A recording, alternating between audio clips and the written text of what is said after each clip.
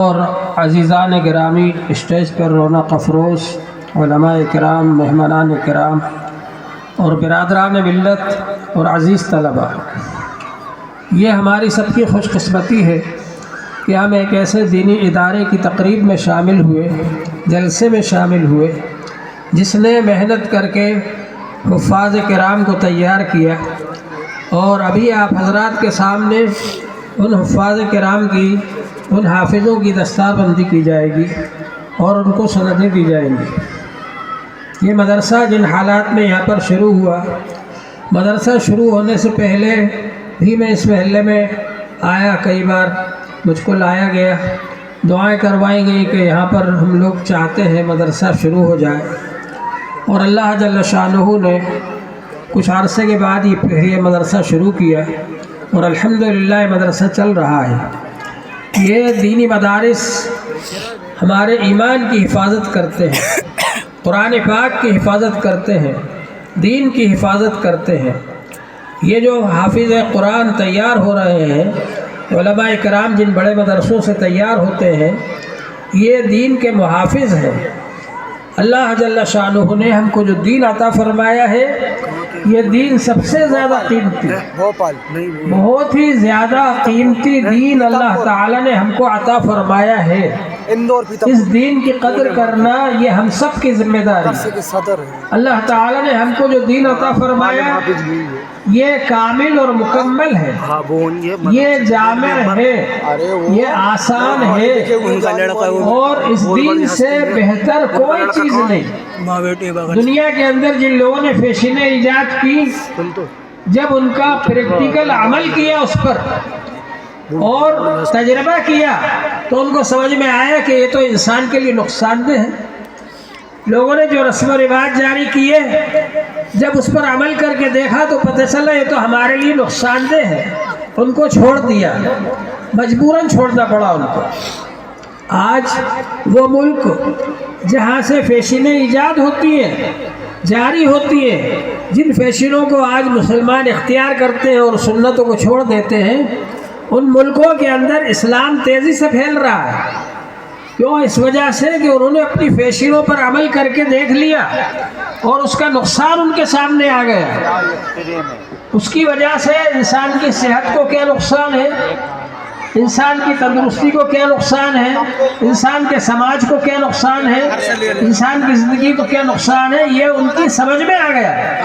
اس لیے وہ اس کو چھوڑ کر کے اسلام کو قبول کر رہے ہیں، ایمان کو قبول کر رہے ہیں، اسلام کی طرف آ رہے ہیں۔ اور ہم لوگوں کا یہ حال ہے کہ ہم ان فیشنوں کے اوپر رال بہاتے ہیں، ان فیشنوں کو اختیار کرتے ہیں۔ اسی طرح جو رسم و رواج فرسودہ ہو گئے، جن رسم و رواج سے کوئی فائدہ نہیں، ان رسم و رواج کو پکڑ کر لوگ بیٹھے ہوئے ہیں کہ ہمارے باپ دادا کرتے چلے آئے تھے۔ میں کہا کرتا ہوں کہ شادی کے موقع پر علماء کرام کے پاس آنا چاہیے، ان سے مسائل پوچھنا چاہیے کہ ہم شادی بیاہ کس طرح سے کریں۔ اس کے بجائے گھر کی بڑی بزرگ خواتین کے پاس جاتے ہیں اور ان سے پوچھتے ہیں کہ اپنے خاندان میں کیا کیا رسمیں ہوا کرتی تھی، بتائیے تاکہ ہم بھی عمل کریں۔ علماء کرام کے پاس آنا چاہیے، ان سے پوچھنا چاہیے کہ ہم کیا عمل کریں۔ حضرت عمر رضی اللہ تعالی عنہ تشریف لے جاتے تھے بازار میں، اور جو لوگ تجارت کر رہے ہیں ان سے پوچھتے تھے تم نے تجارت کے مسائل سیکھ لیے؟ نہیں سیکھے؟ فرماتے تھے مسجد میں جاؤ، علماء کرام کے پاس بیٹھو، ان سے تجارت کے مسائل سیکھ کر کے آؤ، اس کے بعد تجارت کرنا۔ ہر چیز کا یہی طریقہ ہے۔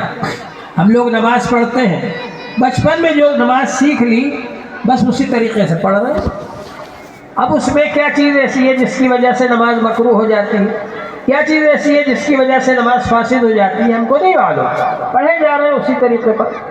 نماز ہم کو سیکھنا چاہیے، علماء کرام کے پاس بیٹھے اور نماز کا صحیح طریقہ سیکھیں۔ نماز میں کیا شرائط ہے، کیا فرائض ہیں، کیا واجبات ہیں، کیا مکروہات ہیں، کیا مفسدات ہیں، یہ سب ہم کو معلوم ہونا ضروری ہے۔ اسی طرح سے زکوٰۃ کتنے مال پر فرض ہوتی ہے، کس کس کو دینے سے ادا ہوتی ہے، یہ ہم کو معلوم ہونا ضروری ہے۔ روزہ کن چیزوں سے مکروہ ہو جاتا ہے، کن چیزوں سے فاسد ہو جاتا ہے، یہ ہم کو معلوم ہونا ضروری ہے۔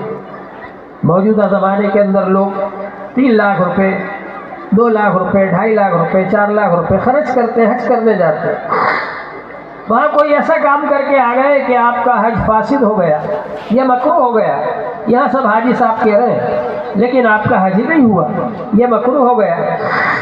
پہلے مسائل سیکھیں حج کے، اس کے بعد حج کرنے جائیں۔ ہر کام کا یہی طریقہ ہے، پاکی حاصل کرنے کے ہم مسائل سیکھیں۔ ایک صاحب نے مجھ سے پاکی کے کچھ مسائل پوچھے، میں نے جب ان کو بتایا کہ لگا اچھا ایسا ہے، میں نے تو بہت سو کو بتا دیا۔ میں نے کہا تم نے کیوں بتایا جب تمہیں خود معلوم نہیں؟ حضور پاک صلی اللہ علیہ وآلہ وسلم کو اللہ تعالیٰ نے جو دین عطا فرمایا یہ علم والا دین۔ سب سے پہلی وحی اللہ تعالیٰ نے فرمایا اقرأ بسم ربک الذی خلق، پڑھیے اس پروردگار کے نام سے جس نے انسان کو بنایا ہے، خون بستہ سے بنایا ہے، اور پھر اللہ تعالیٰ نے اس کو مکلف بنا دیا، پھر اللہ تعالیٰ نے اس کو علم والا بنا دیا۔ تو اللہ تبارک و تعالیٰ نے علم کو ہمارے لیے فرض قرار دیا۔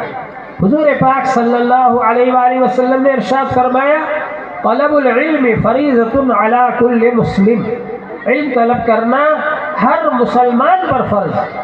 پاکی حاصل کرنا فرض ہے، اس کا علم حاصل کرنا فرض ہے۔ نماز پڑھنا فرض ہے، اس کا علم حاصل کرنا فرض ہے۔ زکوٰۃ دینا فرض ہے، اس کا علم حاصل کرنا فرض ہے۔ روزہ رکھنا فرض ہے، اس کا علم حاصل کرنا فرض ہے۔ حج کرنا فرض ہے، اس کا علم حاصل کرنا فرض ہے۔